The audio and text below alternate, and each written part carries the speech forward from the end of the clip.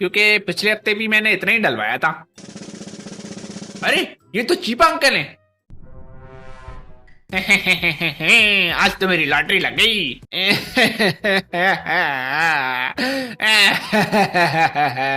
अरे बेटा, क्या हुआ? क्यों रो रहे हो? अंकल मुझे ना एक छोटा लैपटॉप चाहिए अपने यूनिवर्सिटी की स्टडीज और प्रोजेक्ट के लिए। लास्ट ईयर भी टीचर ने फेल कर दिया था।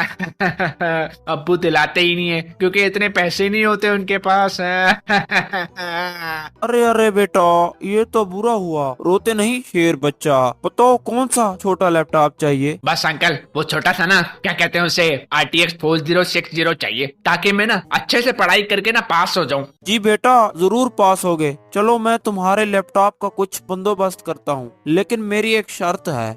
जी जी बोले बोले, कैसी शर्त? हम ना शॉप पे एक वीडियो बनाएंगे, मुझे कंटेंट मिल जाएगा और आपको लैपटॉप। बस थोड़ी एक्टिंग